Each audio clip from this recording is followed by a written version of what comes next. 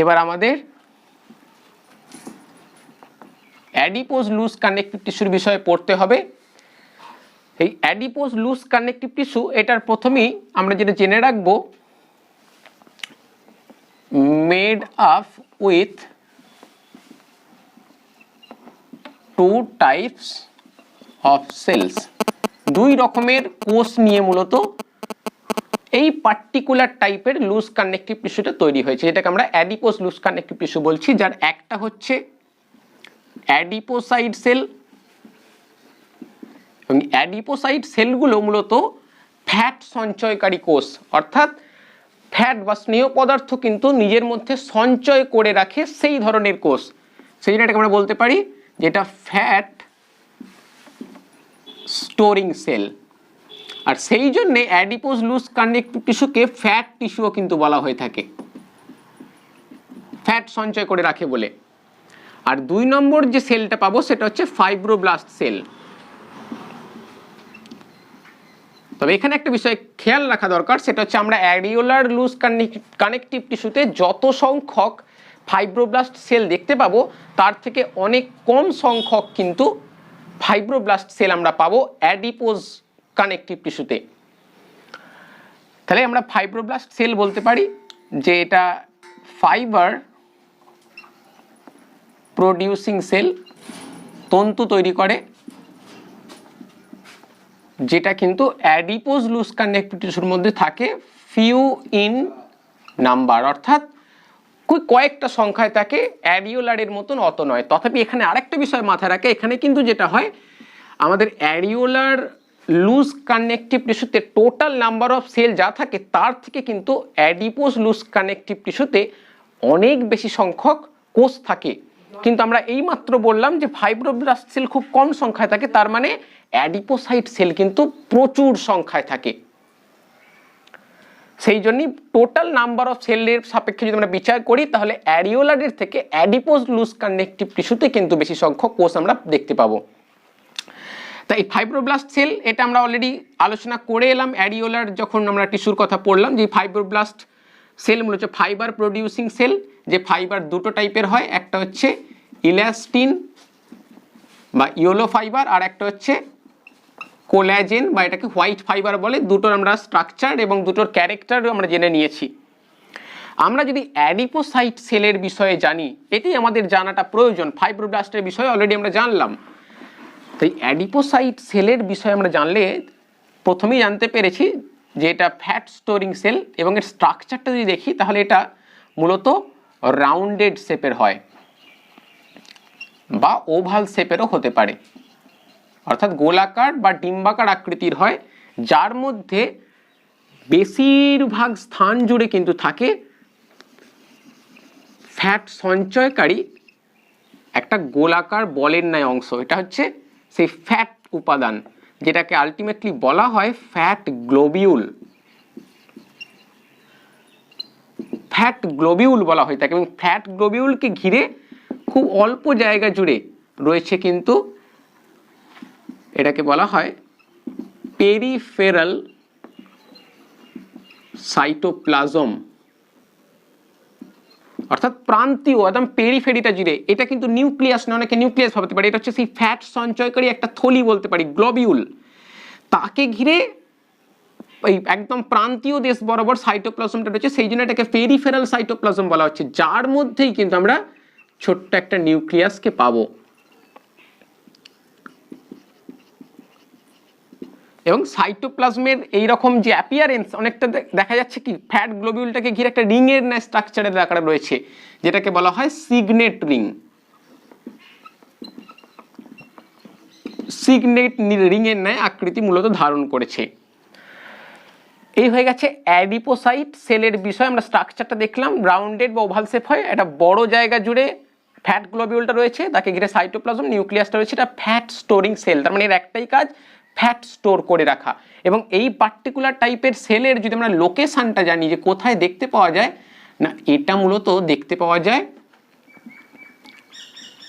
Under the skin, অর্থাৎ এটাও কিন্তু স্কিনের তলায় দেখতে পাওয়া যায়। এছাড়া আমরা covering of the lower abdominal organ, অর্থাৎ আমাদের যে অ্যাবডোমেনের নিচে যে অর্গ্যানগুলো আছে, আমাদের উদরের থেকে নিচের দিকে যে সমস্ত অঙ্গগুলো আছে, মানে কোমরের ওই জায়গা থেকে নিচের দিকে, সেই সমস্ত অর্গ্যানগুলোর যে কভারিং, যে আবরক, সেই আবরকের মধ্যেও আমরা কিন্তু এই পার্টিকুলার টাইপের লুজ কানেকটিভ টিস্যুটাকে পাবো। সেটা কোনটা? সেটা হচ্ছে অ্যাডিপোজ লুজ কানেকটিভ টিস্যু। স্কিনের তলাতে তো রয়েছে, এছাড়া মূলত সেই সব অর্গ্যানগুলো যেখানে আমাদের কিডনি পড়ছে, যেখানে আমাদের স্টামাক রয়েছে, এছাড়া আমাদের মূলত এটা হার্টের যে কভারিং পেরিকার্ডিয়াম, সেখানেও কিন্তু দেখতে পাওয়া যায়। অর্থাৎ বিভিন্ন অঙ্গের আবরক স্থানে রয়েছে, এছাড়া আমাদের স্কিনের নিচে রয়েছে। এবং অ্যাডিপোসাইট সেলগুলো কিন্তু আমরা এই সমস্ত জায়গাতে দেখতে পাবো, যেহেতু এই সমস্ত জায়গাগুলোতে আমরা অ্যাডিপোজ লুজ কানেকটিভ টিস্যু বা ফ্যাট টিস্যুকে পেয়ে থাকি। এরপর যেটা বিষয় সেটা হচ্ছে এই যে অ্যাডিপোসাইট সেলগুলো, এই অ্যাডিপোসাইট সেলের ভেতরে যে ফ্যাটটা স্টোর হয়ে রয়েছে, সেই ফ্যাটের উপর ভিত্তি করে এই সেলটাকে কিন্তু দুটো ভাগে ভাগ করা হয়ে থাকে। কি কি না, একটা হচ্ছে ইয়েলো ফ্যাট টিস্যু, আর একটা হচ্ছে আর একটা হচ্ছে ব্রাউন ফ্যাট টিস্যু। তাহলে এই বিষয়টা ভালো করে বুঝতে হবে। কি বলছি আমরা? আমরা এই যে অ্যাডিপোজ লুজ কানেকটিভ টিস্যু, তার মধ্যে ফাইব্রোব্লাস্ট সেল এবং অ্যাডিপোসাইট সেল থাকে, মিটে গেল। এবার সেই অ্যাডিপোসাইট সেলের ভেতরে থাকা ফ্যাটের প্রকৃতি অনুযায়ী সেই অ্যাডিপোজ টিস্যুকে আমরা দুটো ভাগে কিন্তু ভাগ করে ফেলতে পারি। একটা হচ্ছে ইয়েলো ফ্যাট টিস্যু, আর একটা হচ্ছে ব্রাউন ফ্যাট টিস্যু। এই দুটোকে আমরা এই অ্যাডিপোজ লুজ কানেকটিভ টিস্যুর দুটো ভাগ বলতে পারি, এবং এই ভাগ দুটো হয়েছে মূলত এই অ্যাডিপোসাইট সেলটার উপর ভিত্তি করে, বা আরো ভালো করে বলতে পারি অ্যাডিপোসাইট সেলের ভেতরে থাকা ফ্যাটের প্রকৃতির উপর নির্ভর করে। ইয়েলো ফ্যাট টিস্যুর ক্ষেত্রে কি দেখতে পাওয়া যায় না, কমন টাইপের যে ফ্যাটটা হয়,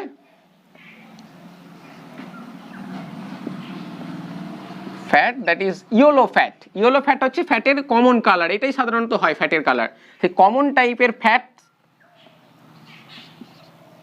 স্টোরিং অ্যাডিপোসাইট সেল কিন্তু দেখতে পাওয়া যায় সাধারণত। এটার ক্ষেত্রে কি দেখতে পাওয়া যায় না, এটার ক্ষেত্রে দেখা যায় ব্রাউন কালারের ফ্যাট স্টোরিং অ্যাডিপোসাইট। এবং এই ব্রাউন কালারের হয় কেন? তার কারণে এখানে যেটা হয়, এই যে এখানে যে এই পার্টিকুলার সেলগুলোর যে মাইটোকন্ড্রিয়া, সেই মাইটোকন্ড্রিয়া সেগুলো হয় কিন্তু আয়রন রিচ, অর্থাৎ আয়রন বা এফি কিন্তু প্রচুর পরিমাণে থাকার জন্যেই এই কালারটা কিন্তু ইয়েলো থেকে ব্রাউন হয়ে গেছে। আর নর্মাল যেটা হয়, যদি যত স্বাভাবিক যতগুলো সংখ্যায় মাইটোকন্ড্রিয়া থাকা উচিত, এবং নর্মাল মাইটোকন্ড্রিয়া যেখানে আয়রন বেশি পরিমাণে নেই, তখন সেই ফ্যাটের কালারটা হয় ইয়েলো। তাহলে অ্যাডিপোসাইট সেলগুলোর মধ্যে যদি ইয়েলো কালারের ফ্যাট থাকে, তখন সেটাকে ইয়েলো ফ্যাট টিস্যু বলা হয়, বা আমরা বলতে পারি yellow adipose tissue.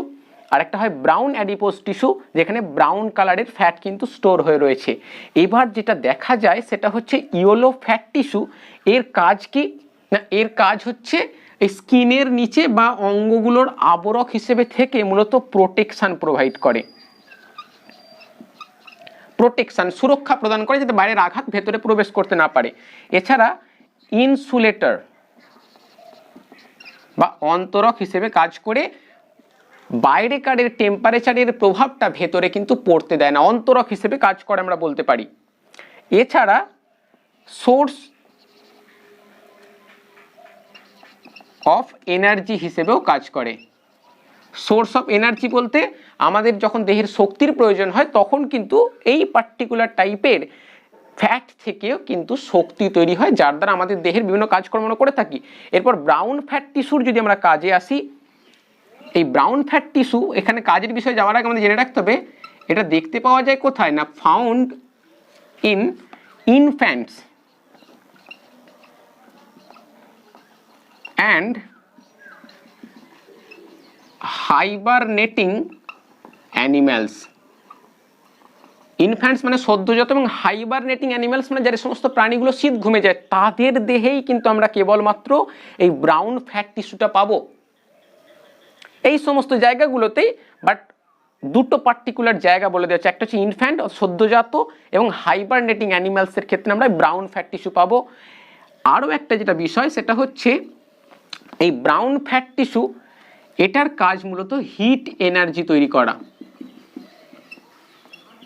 Hit energy অর্থাৎ তাপ শক্তি প্রদান করাই মূলত ওয়ান অ্যান্ড অনলি অর্থাৎ অন্যতম একটা কাজ আমরা বলতে পারি এই ব্রাউন ফ্যাট টিস্যুর।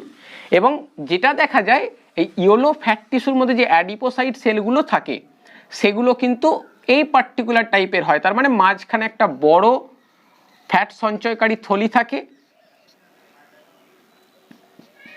ফ্যাট গ্লোবিউল, এবং সাইটোপ্লাজম রয়েছে তার মাঝখানে ছোট্ট নিউক্লিয়াস। কিন্তু ব্রাউন ফ্যাট টিস্যুর সেলগুলো একটু অন্য প্রকারের হয়, এখানে কিন্তু অনেকগুলো ছোট ছোট ফ্যাট গ্লোবিউল থাকে, এগুলো প্রত্যেকটা হচ্ছে ফ্যাট গ্লোবিউল।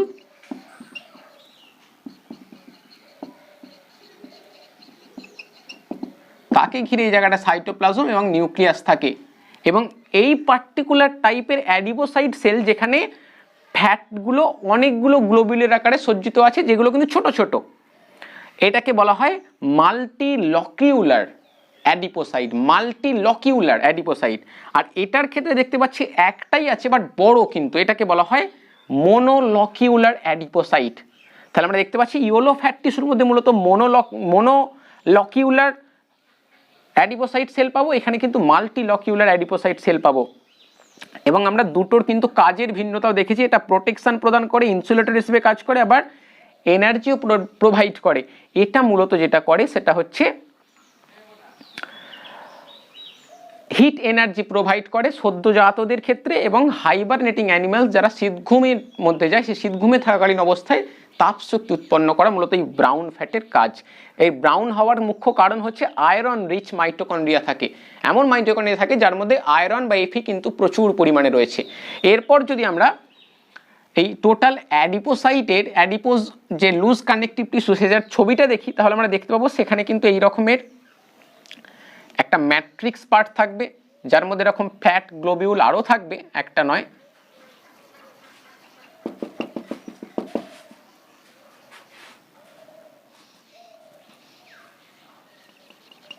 এগুলো মনোলকিউলার হতে পারে আবার মাল্টিলকিউলার হতে পারে, ডিপেন্ড করছে সেটা ইয়েলো ফ্যাট টিস্যুর কথা বলছি না ব্রাউন ফ্যাট টিস্যু। আমরা জেনারেল ইয়েলো ফ্যাট টিস্যু যেটা এটাই মোস্ট অফ দি অ্যানিমালসের ক্ষেত্রে দেখতে পাওয়া যায়, সেই জন্য এটার বিষয়ে আলোচনা করছি। এছাড়া আমরা পেয়ে যাব জায়গায় জায়গায় এরকম রক্তবাহ বা এগুলোকে ব্লাড ভেসেল বলা হয়, যেগুলো নিউট্রিশন বয়ে নিয়ে আসে, পুষ্টিদ্রব্য বয়ে নিয়ে আসে। এছাড়া আমরা পেয়ে যাব এরকমের ফাইব্রোব্লাস্ট সেল, যদিও সেগুলো খুব কম সংখ্যায় থাকে। এই রকমের পার্টিকুলারলি দেখতে হয়। এই ফাইব্রোব্লাস্ট সেল থেকে আবার ফাইবার তৈরি হয়, সেই ফাইবার আমরা পাবো এরকম বান্ডিলের আকারে রয়েছে যে ফাইবারগুলো আমরা দেখতে পাবো, সেগুলো অ্যাকচুয়ালি হচ্ছে কোলাজেন ফাইবার, কোলাজেন তন্তু বা একে শ্বেত তন্তু বলা হয় থাকে। এছাড়া আমরা অল্প বিস্তর ইলাস্টিন ফাইবারও পাবো, যদিও খুব কম সংখ্যা এগুলো থাকে অ্যাডিপোজ টিস্যুর মধ্যে। তার কারণ এখানে ফাইব্রোব্লাস্ট সেলটাই থাকে কিন্তু খুব কম পরিমাণে, এবং বাকি এই যে গ্রাউন্ড টিস্যুটা আমরা দেখতে পাচ্ছি এটাকে তো বলা হয় ম্যাট্রিক্স, যেটা কিন্তু জেলিন না একটা পদার্থ।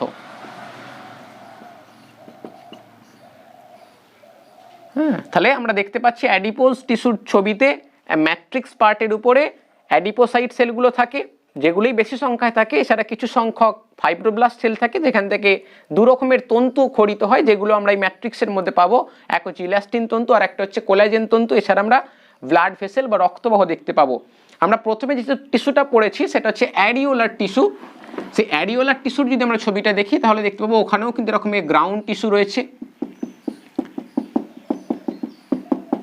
সাদা জেলির ন্যায় পদার্থ যেটাকে ম্যাট্রিক্স বা ধাত্র বলা হয়।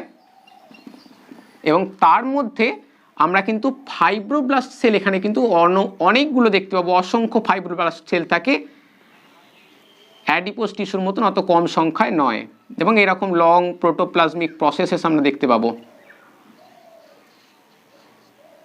এবং এটা নিউক্লিয়েটেড সেল, প্রত্যেকটার মধ্যে আমরা নিউক্লিয়াস পাবো। এই হয়ে গেল ফাইব্রোব্লাস্ট সেল। এবং এই সেল থেকে দুই প্রকারের তন্তু তৈরি হবে। এক হচ্ছে এরকম বান্ডিলের আকারে অশাখ যে তন্তুগুলো দেখতে পাবো, শাখা প্রশাখা বিহীন, এগুলোকে কোলাজেন তন্তু বলা হয়, কোলাজেন ফাইবার। আরও থাকে এগুলো বান্ডিলসের আকারে অর্থাৎ গুচ্ছাকারে থাকে, শাখা প্রশাখা বিহীন হয়ে থাকে মূলত।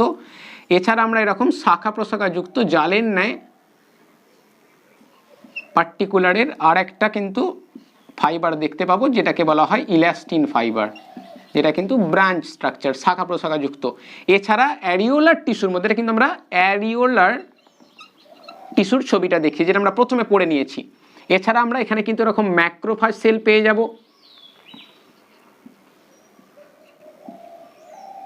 যেগুলোকে আমরা ভ্রাম্যমান ম্যাক্রোফাজ বলেছি।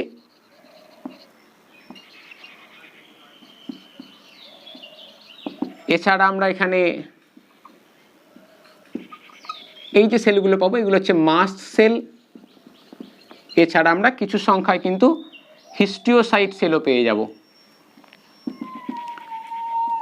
এবং বিভিন্ন প্রকার ডাব্লিউবিসি যেমন মোনোসাইট,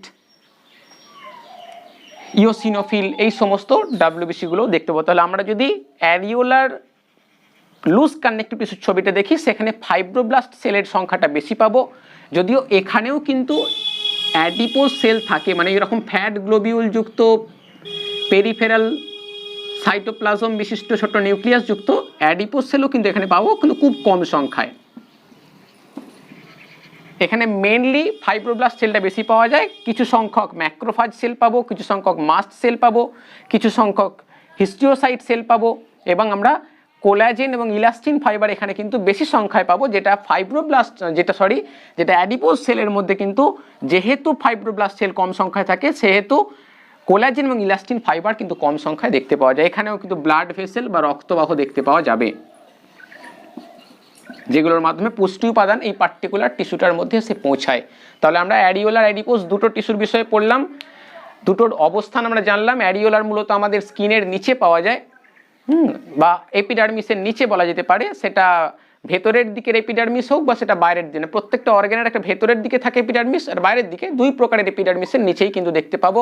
আর অ্যাডিপোজ টিস্যুর কথা আমরা পড়লাম, সেই অ্যাডিপোজ টিস্যু মূলত আমাদের দেহে যেসব অর্গানগুলো আছে, হৃৎপিণ্ড, কিডনি, মানে স্টামাক, এই সমস্ত লোয়ার অ্যাবডোমিনাল অর্গানগুলোর কভারিংয়ে রয়েছে প্রোটেকশন প্রোভাইড করার জন্য। এছাড়া আমরা কিন্তু উঠের যে কুঁজ, সেখানেও পাবো অ্যাডিপোজ টিস্যু। এছাড়া আমরা তিমির যে ব্লাবার, সেখানেও অ্যাডিপোজ টিস্যু মূলত পাবো। তাহলে আমরা কানেকটিভ টিস্যুর প্রথম ভাগটার বিষয়ে পড়লাম, লুজ কানেকটিভ টিস্যু। পরবর্তী ভিডিওতে আমরা ডেন্সি কানেকটিভ টিস্যু বা ঘন যোগ কলার বিষয়ে জানবো।